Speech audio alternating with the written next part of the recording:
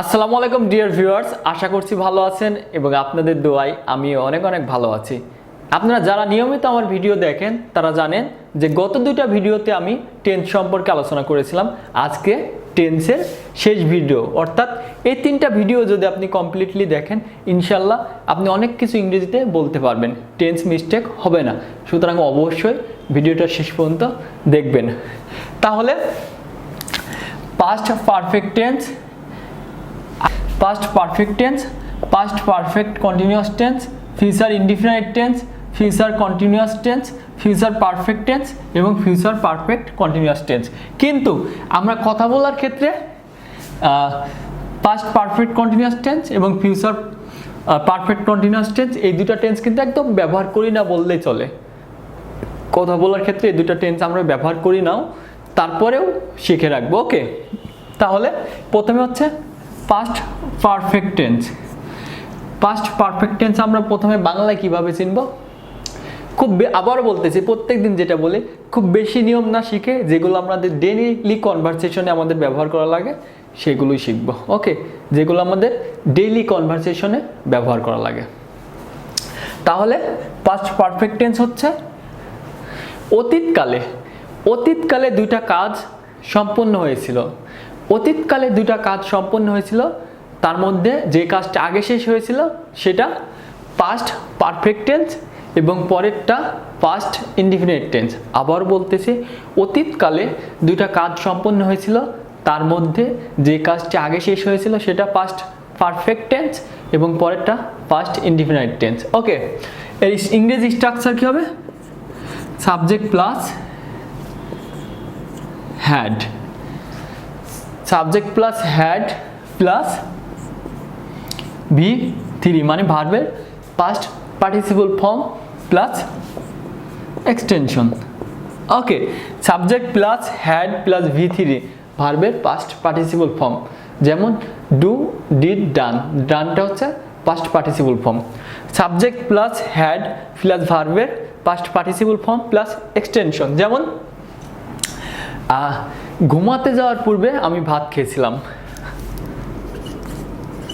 ঘুমাতে যাওয়ার পূর্বে আমি ভাত খেয়েছিলাম। তাহলে ঘুমাতে যাওয়ার পূর্বে আমি ভাত খেয়েছিলাম, কখন ভাত খেয়েছিলাম? ঘুমাতে যাওয়ার পূর্বে। এটা কি হবে? ঘুমাতে যাওয়ার পূর্বে আমি ভাত খেয়েছিলাম। প্রথমেই বলেছি যেটা আগে সম্পন্ন হয়েছে সেটা পাস্ট পারফেক্ট টেন্স, আগে সেটা হবে। কখন ভাত খেয়েছিলাম? ঘুমাতে যাওয়ার পূর্বে। আগে কোনটা করেছিলাম? ভাত খেয়েছিলাম। তাহলে I had V3, I had, খাওয়া ইংরেজি ইট, V3 কি হবে? Eat, ate, eaten. I had eaten rice, I had eaten rice before পূর্বে, before I went to bed। তাহলে I had eaten rice, আমি ভাত খেয়েছিলাম কখন? ঘুমাতে যাওয়ার পূর্বে, before I went to bed। ঘুমাতে যাওয়ার পূর্বে আমি ভাত খেয়েছিলাম। শুধু ভিডিওটা দেখবেন না, আবারও বলতেছি, শুধু ভিডিওটা দেখবেন না, এভাবে আপনিও প্র্যাকটিস করবেন, ইনশাল্লাহ অনেক কিছু ইংরেজিতে বলতে পারবেন। তাহলে ঘুমাতে যাওয়ার পূর্বে আমি ভাত খেয়েছিলাম, I had eaten rice before I went to bed. এভাবে প্র্যাকটিস করবেন। ওকে, তারপর একটা পাস্ট পারফেক্ট কন্টিনিউয়াস টেন্স। প্রথমেই বলেছি যে পাস্ট পারফেক্ট কন্টিনিউয়াস টেন্স আমরা খুব কম ব্যবহার করি, মানে কথা বলার ক্ষেত্রে আমরা ব্যবহার করিও না, তারপরে বলতেছি past perfect tense, past perfect continuous tense অতীতকালে কোনো কাজ দীর্ঘ সময় ধরে চলতেছিল। অতীতকালে কোনো কাজ দীর্ঘ সময় ধরে চলতেছিল, সেটাই পাস্ট পারফেক্ট কন্টিনিউয়াস টেন্স। যেমন এটার ইংরেজি স্ট্রাকচার হচ্ছে subject plus had been plus ভার্বের সাথে ING. Subject plus had been plus ভার্বের সঙ্গে আইএনজি প্লাস অবজেক্ট, অনেক ক্ষেত্রে চেঞ্জ অথবা ফর হয় প্লাস এক্সটেনশন। যেমন আমি 2 ঘন্টা যাবত পড়তেছিলাম, আমি কয় ঘন্টা যাবত পড়তেছিলাম? 2 ঘন্টা। I had been reading, I had been reading for, আমরা এর আগের ভিডিওতেই শিখেছিলাম ফর কোথায় হয় আর সিন্স কোথায় হয়, জানি 2 ঘন্টা, সুতরাং for I had been reading for 2 hours. Okay, আমি 2 ঘন্টা ধরে পড়তেছিলাম। গতকাল সকাল থেকে আমরা ক্রিকেট খেলতেছিলাম, গতকাল সকাল থেকে আমরা ক্রিকেট খেলতেছিলাম, এটা কি হবে অবশ্যই আপনারা কমেন্ট করে জানাবেন। গতকাল তাহলে আমরা খেলতেছিলাম, we had been playing cricket, we had been playing cricket since yesterday morning. আশা করি বুঝতে পেরেছেন, অবশ্যই আপনি এভাবে প্র্যাকটিস করবেন।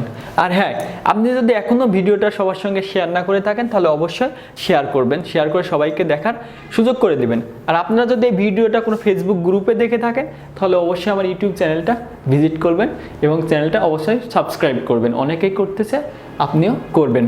তারপর একটা ফিউচার টেন্স।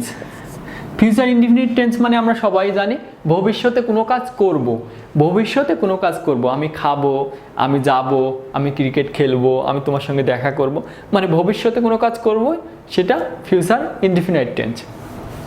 যেমন এটা ইংরেজি স্ট্রাকচার হচ্ছে সাবজেক্ট প্লাস শ্যাল অথবা উইল প্লাস ভার্ব প্লাস মূল ভার্ব, ভার্ব প্লাস এক্সটেনশন বা অবজেক্ট যেটা বলেন। ওকে, সাবজেক্ট প্লাস শ্যাল অথবা will plus verb plus extension, এটা মূল ভার্ব হবে। ওকে, আর আমরা জানি যে স্পোকেন ইংলিশে মানে কথা বলার ক্ষেত্রে আমরা শ্যালটা বাদ দিয়ে দিয়েছি, একদম আমরা শ্যালটা ব্যবহার করি নাই, সুতরাং আজ থেকে আপনি উইল ব্যবহার করবেন। যে কোনো কিছুর ক্ষেত্রে, ভবিষ্যতে কোনো কিছুর ক্ষেত্রে উইলটা ব্যবহার করতে পারেন।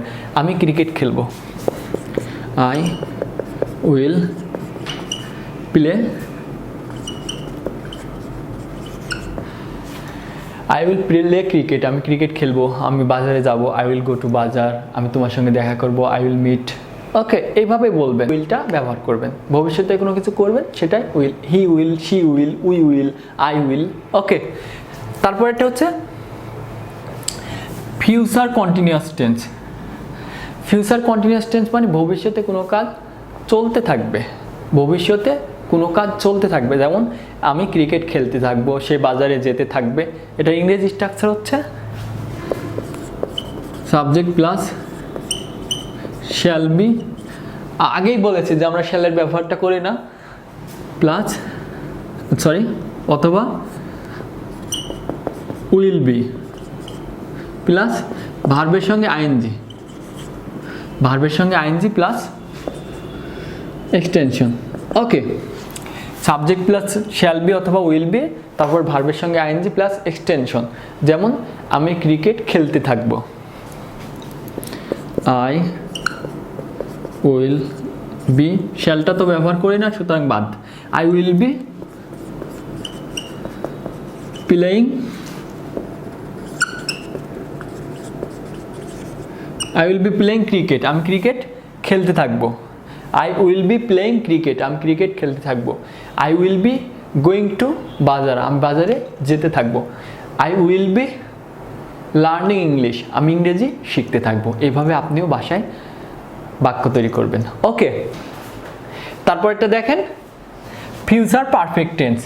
ফিউচার পারফেক্ট টেন্স মানে খুব সহজে বুঝবো, ভবিষ্যৎকালে, ভবিষ্যৎকালে কোনো নির্দিষ্ট সময়ের মধ্যে 2টা কাজ শেষ হবে। ভবিষ্যৎকালে নির্দিষ্ট সময়ের মধ্যে 2টা কাজের মধ্যে যে কাজটা আগে শেষ হবে সেটা ফিউচার পারফেক্ট টেন্স, আর পরে যেটা শেষ হবে সেটা future simple tense, present simple tense, present simple tense. আবার বলতেছি, ভবিষ্যৎকালে নির্দিষ্ট সময়ের মধ্যে 2টা কাজের মধ্যে যে কাজটা আগে শেষ হবে সেটা ফিউচার পারফেক্ট টেন্স, আর পরে present simple tense, present simple tense. এটা ইংরেজি স্ট্রাকচার হচ্ছে সাবজেক্ট প্লাস শ্যাল হ্যাভ, যদি আমরা শ্যালটা ব্যবহার করি না, উইল হ্যাভ প্লাস V3 মানে ভার্বের past participle form plus extension. যেমন সে আসিবার পূর্বে আমি কাজটি শেষ করিয়া থাকিব, সে আসিবার পূর্বে আমি কাজটি শেষ করে থাকব। তাহলে কোনটা আগে শেষ করব? কাজটি, যেটা আগে শেষ করব সেটাই ফিউচার পারফেক্ট টেন্স। সে আসিবার পূর্বে আমি কাজটি শেষ করে থাকিব। আই উইল হ্যাভ শেষ, ফিনিশড। V3 হবে ভার্বের, I will have finished the work.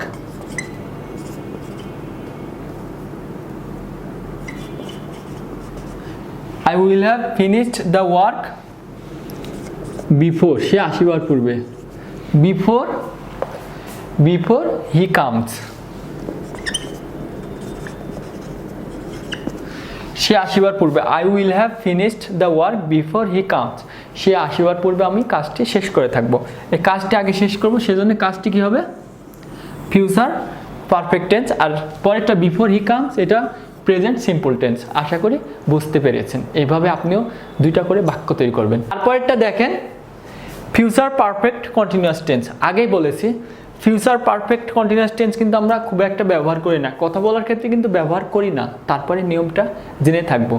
ভবিষ্যৎকালে কোনো কাজ কিছু সময় ধরে চলতে থাকবে, ভবিষ্যৎকালে কোনো কাজ কিছু সময় ধরে চলতে থাকবে বোঝালেই ফিউচার পারফেক্ট কন্টিনিউয়াস টেন্স হবে। যেমন এটার ইংরেজি স্ট্রাকচার সাবজেক্ট প্লাস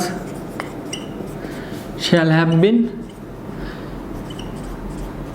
অথবা will have been plus will have বিনটা লিখলাম না, উইল হ্যাভ বিন প্লাস ভার্বের সাথে আইএনজি, ভার্বের সঙ্গে আইএনজি প্লাস অবজেক্ট প্লাস সিন্সও হয় কোনো ক্ষেত্রে, সিন্স ফর এক্সটেনশন।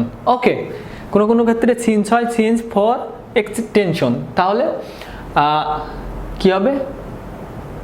সে সকাল থেকে একটি বই পড়তে থাকবে, সে সকাল থেকে একটি বই পড়তে থাকবে। রহিম সকাল থেকে একটি বই পড়তে থাকবে, সে পড়তে থাকবে। হি, আমরা জানি আমরা শ্যাল ব্যবহার করি না, সুতরাং উইল হবে হি উইল হ্যাভ বিন, ভার্বের সাথে আইএনজি, রিডিং, রিড মানে পড়া, রিড ভার্ব, ভার্বের সঙ্গে ING. He will have been reading একটি বই, এ বুক। কখন থেকে পড়তে থাকবে? Since morning,